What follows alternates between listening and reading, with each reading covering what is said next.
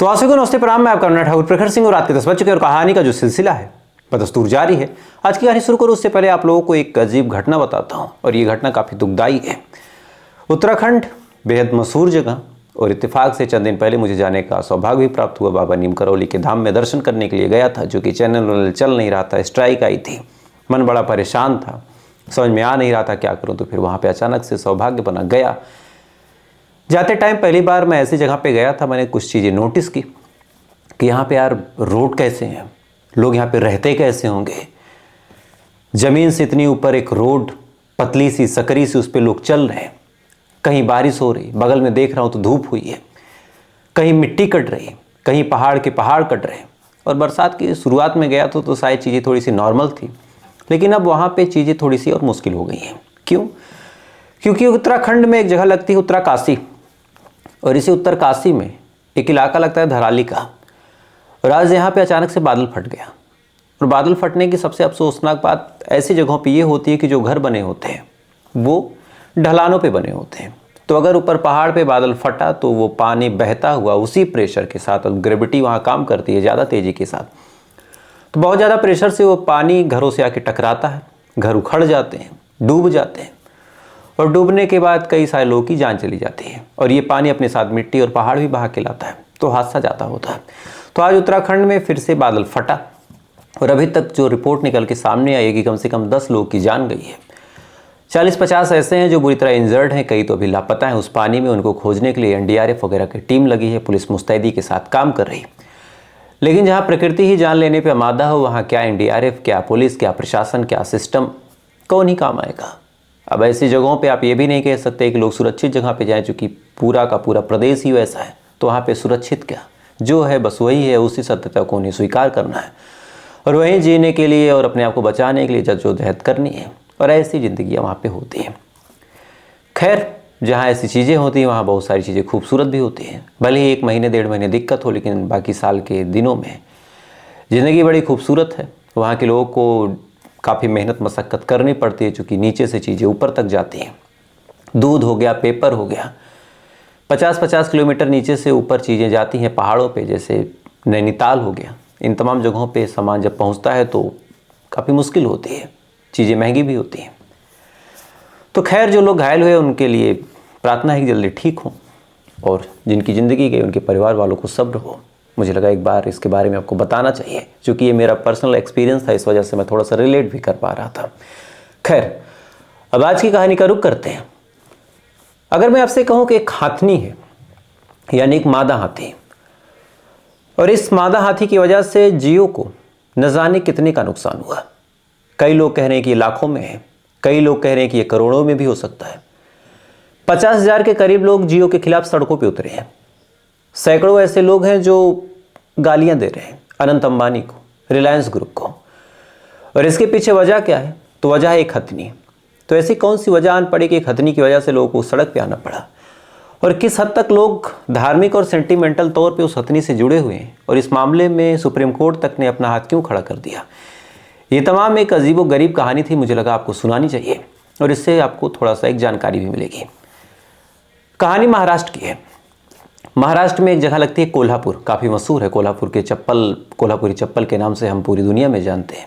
काफ़ी मजबूत, काफ़ी टिकाऊ और काफ़ी स्टाइलिश डिज़ाइन के होते हैं। इसी कोल्हापुर में एक तालुका लगता है सिरोल तालुका, और इसी सिरोल तालुका में एक मठ है, नंदिनी मठ। और इस मठ का इतिहास भी काफ़ी पुराना है, लगभग 1200 साल पुराना। कहते हैं कि जब 9वीं-10वीं शताब्दी चल रही थी, इसी दौरान कोल्हापुर में जो सिल्हार एक वंश था, उसके राजाओं का शासन था। तो सिल्हार वंश के राजा वहाँ पे शासन करते थे। इसी दौरान जैन धर्म के लोग वहाँ पे आते हैं। जैन धर्म वैसे भी अपने आप में सबसे कठिन, और देखा जाए तो सबसे सरल, और पूरी दुनिया को सबसे ज़्यादा कम तकलीफ देने वाला धर्म है। अब इस बात को ऐसे आप समझें कि जैन धर्म के लोग मुँह में मास्क तक लगा के चलते हैं कि किसी बैक्टीरिया को वो गलती से अपने मुँह में इनहेल न कर लें। लाशों तक को जलाने के खिलाफ हैं कि उनके हिसाब से अगर हम लाश जलाते हैं तो प्रदूषण होता है, उससे कुछ बैक्टीरिया, कुछ कीटाणु मर जाते हैं। साथ ही बहुत सारी ऐसी चीज़ें हैं जिसकी वजह से माना जाता है कि जैन धर्म बहुत कठोर है। बहुत कठिनाई के साथ ही जैन धर्म को फॉलो किया जा सकता है, चूँकि सबके बस का नहीं है, चूँकि इसमें कोई भी चीज़ एडजस्टेबल नहीं है। आपके द्वारा किसी का नुकसान नहीं होना है तो नहीं होना, यहाँ पे एक्सीडेंटली केस नहीं शामिल है कि आपने गलती से कर दिया या फिर मजबूरी में। नियम बहुत साफ है कि आपको नहीं करना है तो नहीं करना। इस वजह से जैन धर्म थोड़ा सा टफ माना जाता है, लोग जल्दी फॉलो नहीं कर पाते। तो इसी खूबी की वजह से सिलहार राजाओं ने जब देखा कि जैन धर्म के लोग वहाँ पे बस रहे हैं, तो सिलहार राजाओं ने फिर वहाँ पे ज़मीन वगैरह दान की। उसके बाद वहाँ पे एक मठ बनाया गया जैन धर्म से संबंधित, जिसका नाम था नंदिनी मठ। साल दर साल वक्त आगे बढ़ता चला गया, सिलहार राजाओं का शासनकाल गया। उसके बाद अलग अलग और, चाहे मुगल आए चाहे अंग्रेज आए, अलग अलग और शासन सत्ता वाले लोग आए, लेकिन इस मठ को किसी ने छुआ नहीं, क्योंकि एक ऐतिहासिक सांस्कृतिक धरोहर भी थी। साथ ही एक्टिव तौर पे ये मठ चलता भी रहता था, और साथ ही यहाँ पे अलग अलग हिंदू धर्म के अलग अलग तीर्थ स्थल थे। इस वजह से जैन और हिंदू धर्म का एक मिला जुला संगम था। तमाम लोग यहाँ जाते थे, कुछ लोग घूमने के लिए, कुछ लोग टहलने के लिए। वक्त धीरे धीरे आगे बढ़ा, धीरे धीरे देश भी आज़ाद हो गया, देश में डेमोक्रेसी आ गई, लेकिन नंदिनी मठ की शोभा उसी हिसाब से डे बाय डे बढ़ती चली गई। बात साल 1992 की है। जैन धर्म में हाथियों का बड़ा महत्व है। ऐसा माना जाता है कि जैन धर्म में लोग हाथियों की पूजा करते हैं, और खासकर मेडिटेशन, ध्यान करने के लिए हाथियों के साथ रहना उन्हें पसंद है। साल 1992 की बात है। इस मठ में कर्नाटक से एक हथनी लाई जाती है। उस समय इस हथनी की उम्र महज 3 साल थी, 3 साल की बच्ची थी। बाकायदा उसका धार्मिक रीति रिवाज के साथ स्वागत किया गया। जैन परिवार से उसको दीक्षा दिलाई गई। उसके बाद जैन परिवार में उसको शामिल किया गया। शामिल करने के बाद उस हथनी को उस मठ की शोभा में रखा गया। उसके साथ लोग मेडिटेशन करते, उसके साथ टाइम बिताते, समझने की कोशिश करते कि एक हथनी क्या बात कर सकती है, क्या महसूस कर सकती है, उसका अपना पॉइंट ऑफ व्यू क्या है। सनातन धर्म में भी हाथियों का बड़ा महत्व है, उसको लोग भगवान गणेश के तौर पे देखते हैं। खैर धीरे धीरे वक्त आगे बढ़ा। 1992 से हथनी इसी मठ की शोभा बढ़ाती रही। चाहे जितने धार्मिक जुलूस हो, चाहे जितनी शोभा यात्राएं हो, चाहे जितने धार्मिक पर्व हो, बाकायदा इस हथनी को संभाला गया, इस हथनी को संवारा गया, सौंदर्यीकरण किया गया, इसको सजा धजा के हर एक जुलूस में शामिल किया गया। वक्त धीरे धीरे आगे बढ़ा। ये हथनी 40 साल की हो गई। उसके बाद साल 2024 आ जाता है। साल 2024 में अचानक से अलग अलग जो ग्रुप हैं, खासकर जो जानवरों को लेकर रिसर्च करते हैं, जिनका नाम है पेटा ग्रुप ने एक याचिका फाइल कर दी और वन विभाग से एक डिटेल मांगी कि जो पालतू हाथी आज के टाइम में उनकी क्या स्थिति है और कहाँ कहाँ पालतू हैं। तो जब वन विभाग से ये लिस्ट मांगी गई, तो जो ये हथनी थी, जिसका नाम बहुत प्यार से जैन धर्म और जो नंदिनी मठ के लोग थे उन्होंने महादेवी या फिर माधुरी रखा था, दोनों ही नाम थे। तो इस लिस्ट में माधुरी का भी नाम गया। जाने के बाद माधुरी की जो हेल्थ कंडीशन है उसको भी समझने की कोशिश की गई। उसके बाद ये मामला कोर्ट पहुंच जाता है, क्योंकि जो रिपोर्ट्स आई थी उसमें दावा किया गया, खासकर पेटा के लोगों द्वारा, कि जो माधुरी है उसकी स्थिति बड़ी खराब है। अब चूंकि इत्तेफाक से मेरे घर पे पहले हाथी थी, तो थोड़ा सा जानकारी है मुझे कि हाथी को दूसरे तीसरे आपको नहलाना चाहिए, नाखून इसके काटने चाहिए, चूंकि नाखून बढ़ते हैं तो नीचे के तलवे से जब नाखून बड़ा हो जाता है तो हथनी का वजन या फिर हाथी का वजन उस नाखून पे पड़ने लगता है, तो भयानक दर्द होता है। क्योंकि हाथी के नाखून नीचे की डायरेक्शन में बढ़ते हैं, खुर जैसे, तो बीच में पैर होता है, साइड 3 या 4 नाखून होते हैं, 3 साइड जहाँ तक मुझे याद है। तो ये 3 नाखून जब ज़मीन की तरफ बढ़ेंगे तो जाहिर सी बात है जो तलवा है वो ऊपर रह जाएगा, नाखून पहले ज़मीन टच करेगा तो उससे दर्द होता है। तो टाइम पे नाखून को काटना ज़रूरी है। साथ ही खाने में मौसम के हिसाब से, समय के हिसाब से चीज़ें भी देनी ज़रूरी है।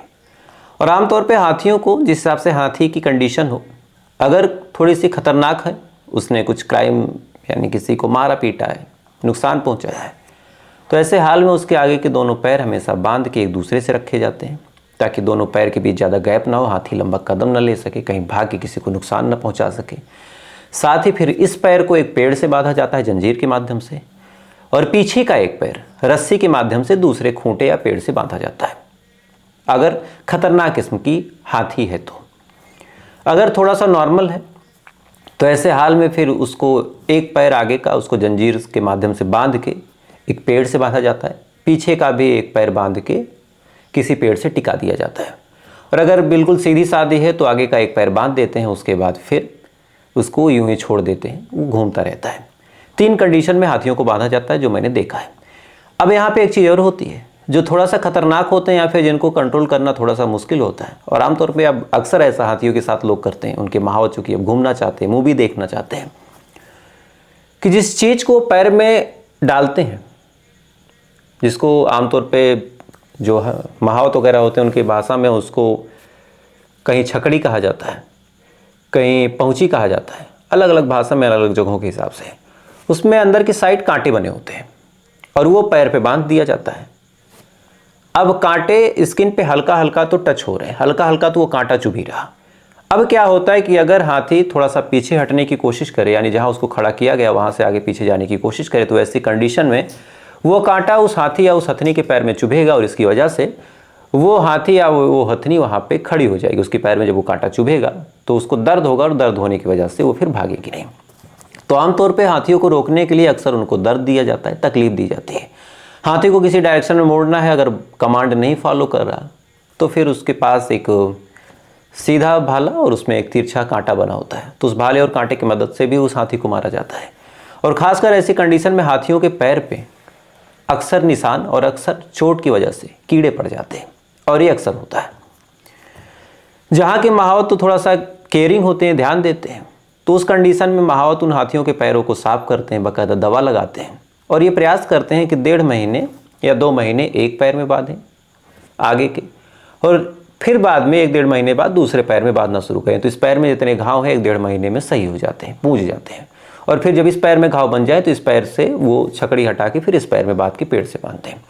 और अगर हाथी खतरनाक है तो फिर दोनों पैर हमेशा छना ही रहेगा, उसमें आप कुछ नहीं कर सकते।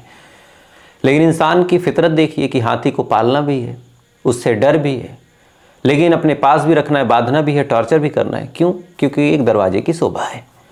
अब ये बात आपको इसलिए बता रहा हूँ ताकि आप हाथियों की कंडीशन को समझ सकें कि कैसे उनसे ट्रीट किया जाता है, कैसे उनसे काम करवाया जाता है। और साथ ही खाने को लेके भी इनकी एक अलग कहानी है कि बहुत सारे लोग और 98% जो हाथी मालिक हैं वो कुछ अनाज तो अपने हाथियों को खाने को देते हैं, लेकिन अनाज खिला के आप हाथी का पेट नहीं भर सकते। इस वजह से सुबह ही महावत अपने हाथी को लेकर निकलेगा, किसी पीपल, किसी बरगद या फिर किसी सिरसा, कहीं कहीं गूलर, गन्ने की भी कुछ मात्रा होती है, लेकिन गन्ना भी सूटेबल नहीं होता उतनी मात्रा में डेली ला पाना। तो ऐसे पेड़ जो जंगलों में मौजूद हैं, चाहे पीपल चाहे बरगद, उन तमाम पेड़ों से लोग पतली पतली लकड़ियों को काटते हैं। काटने के बाद उसको लेके आते हैं और हाथी के पास 2-2 डाल, 3-3 डाल फेंकते हैं। तो हाथी क्या करता है, उस पेड़ की छाल को छीलता है और उस छाल के अंदर के हिस्से को खाता है। ये चीज़ें मैंने खुद अपने आंखों से देखी है। तो पेटा का कहना है कि जो माधुरी हाथी है, इस हाथी के पैर में सड़न है।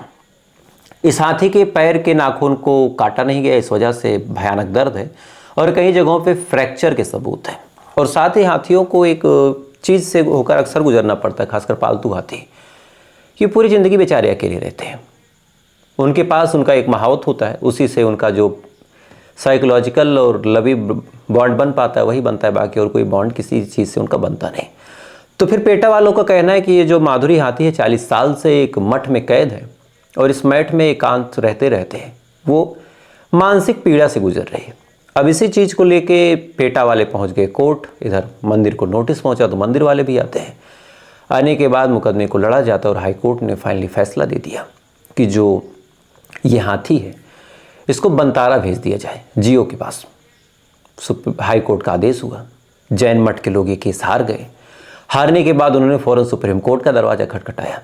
अब मामला जब सुप्रीम कोर्ट गया तो सुप्रीम कोर्ट ने भी तमाम सबूत, तमाम दलीलें देखी। इधर मंदिर वालों ने कहा कि भाई जो हाथी है उसका स्वास्थ्य अब सही हो रहा, लेकिन इत्तेफाक से सुप्रीम कोर्ट ने कहा कि आपने बस डॉक्टरी रिपोर्ट दिखाई, तस्वीरें वगैरह नहीं दिखाई। उसके बाद सुप्रीम कोर्ट ने भी कहा कि ये जो हथनी है ये बनतारा ही जाएगी। अब इसके बाद जब ये बात मठ वालों को पता चली और साथ ही उनके अनुयायियों को पता चली तो कहते हैं कि लोगों के मन में खुजूम सवार हो गया। शुरुआत में 40,000 लोग सड़कों पर उतर गए और उन्होंने प्रोटेस्ट करना शुरू किया कि ये हथनी नहीं जाएगी। बात बनी नहीं, चूंकि हाई कोर्ट सुप्रीम कोर्ट का आदेश है। फिर इसके बाद पुलिस और लोकल लोगों के बीच झड़प भी हुई, पथराव भी हुआ, कुछ लोगों को चोटें भी आई। फिर इसके बाद ये कहा गया कि हम लोग मौन रह के प्रोटेस्ट करेंगे, क्योंकि जैन धर्म में मौन का बड़ा महत्व है। तो लगभग 50,000 के करीब लोग सड़कों पे 7,000 गाँव से ये लोग आए थे और इन तमाम लोगों ने अलग अलग जगहों पे जाके प्रोटेस्ट किया। लेकिन फिर बात नहीं बनी। इसी दौरान एक पॉलिटिशियन है, एक सांसद साहब है, इनका बयान आ गया और इस बयान ने और पूरे मामले को बिगाड़ दिया। सांसद साहब का कहना है कि दरअसल बनतारा में जो जानवर है उनको गैरकानूनी तरीके से लाया गया। अपनी पावर, अपने पैसे, अपने सिस्टम का उपयोग करके इन जानवरों को लाया गया और ये जानवर स्मगल भी होते हैं, यानी स्मगलिंग का चार्ज भी लगा दिया सांसद साहब ने। अब बनतारा पे ये चार्ज जब लगे, आम जनमानस के बीच नाराजगी। उसके बाद लोगों ने कसम खाई कि हम जियो से बदला लेंगे। फिर क्या, सबसे पहले बाइकआउट जियो का ट्रेंड चलाया। जिनके भी फ़ोन में जियो का सिम था उन तमाम लोगों ने अपने सिमों को निकाला, उसको तोड़ा, फेंका, जियो को अपमानित किया। अनंत अंबानी को भी भर भर के सुनाया कि आप ऐसे हथनियों को क्यों लेके जा रहे हैं। साथ ही मंदिर वालों का कहना है और आसपास के लोगों का कहना है कि ये हथनी नहीं, हमारे परिवार का एक सदस्य है। 3 साल से हमने इसको पाला पोसा बड़ा किया, आज 40 साल की हो गई, हम इससे इतना जुड़ चुके हैं, इस हथनी से हमें इतना प्यार है कि आज ये हथनी जब जा रही तो ऐसा लग रहा कि हमारे परिवार का कोई सदस्य जा रहा। साथ ही लोगों का कहना है कि सुप्रीम कोर्ट और हाई कोर्ट अब जियो के इन्फ्लुएंस में आके ऐसे काम को कर रही है, वरना इस हथनी को भेजने का कोई सेंस नहीं था। हथनी का पूरा ख्याल रखा जाता था, हथनी के साथ लोग पोलाइटली पेश आते थे और हथनी को खिलाने पिलाने में कभी कोई कमी नहीं हुई। तो एक तरफ पेटा के पास कुछ सबूत जो हाई कोर्ट सुप्रीम कोर्ट में गए, इधर 50,000 के करीब लोग ऐसे हैं जिनका मानना है कि इस हथनी को इसी मठ में रहना चाहिए और इसी मठ की ये हथनी शोभा बढ़ाएगी और यहीं पे अपने प्राण को त्यागेगी और यहीं इसका अंतिम संस्कार होगा। बहरहाल इधर बनतारा ने भी अपना पक्ष रखा। बनतारा ने कहा कि हम हथनी के स्वास्थ्य पे काम कर रहे हैं, हम लोगों की भावनाओं का सम्मान करते हैं और हथनी की तबीयत थोड़ी सी खराब है, उसको सुधारने की हम पूरी कोशिश कर रहे हैं। तो एक हथनी जो कर्नाटक से चली फिर पहुंच जाती कोल्हापुर। शायद जब कोल्हापुर भी आई थी तब भी अपनी मर्जी से तो आई नहीं होगी, क्योंकि 3 साल की थी, उसका भी एक झुंड रहा होगा, उस झुंड में वो टहलती रही होगी, उसके भी अपने माँ बाप होंगे। प्रकृति ने जिस नीयत के साथ उसको भेजा था, क्योंकि हर चीज़ को जब भेजा जाता है तो सबसे पहला उसका प्रथम कर्तव्य होता है कि अपने वंश को आगे बढ़ाया जाए, चाहे इंसान हो चाहे जानवर। उस चीज़ से वो दूर हो गई, उसका कोई साथी नहीं, उसका कोई पार्टनर नहीं, उसका कोई झुंड नहीं। मठ में शायद लोगों से वो कनेक्ट हुई होगी। उसके बाद अब फिर उसको बनतारा भेजा गया। बनतारा में रहेगी, वहाँ कनेक्ट करने की कोशिश करेगी और तब तक इसकी उम्र 50 साल और गुजर जाएगी। तो आप सोच के देखिए कि एक इंसान एक ऐसी प्रजाति हो गई है जो पूरी दुनिया को कंट्रोल करना चाहती है। यानी एक जानवर, एक हथनी जो ना हाई कोर्ट को जानती है, ना सुप्रीम कोर्ट को जानती है, ना इंसानों को समझती है, ना उसकी भाषा को समझती है। उसके भविष्य का फैसला लेके लोग कोर्ट गए, कोर्ट में उसके भाग्य का फैसला भी हो गया। इधर लोग प्रोटेस्ट भी कर रहे हैं, इधर एक ग्रुप कह रहा कि हम भेज करेंगे, एक ग्रुप कह रहा कि यहीं रहना चाहिए। जबकि अगर हथनी से पूछा जाता और बोल सकती तो वो कहती कि मुझे मेरे 3 साल पुराने उस ज़िंदगी में लौटा दो जिसमें मैं अपने माँ बाप और अपने दोस्तों के साथ थी। खैर, तो फिलहाल ये थी पूरी कहानी और इस कहानी के बारे में आपकी क्या राय कमेंट कीजिएगा। वीडियो अच्छा लगा हो तो लाइक सब्सक्राइब करके अपना प्यार दे सकते हैं। बाकी आपकी क्या राय कमेंट जरूर करें। तब तक आप अच्छे रहें, खुश रहें। जय हिंद, जय भारत।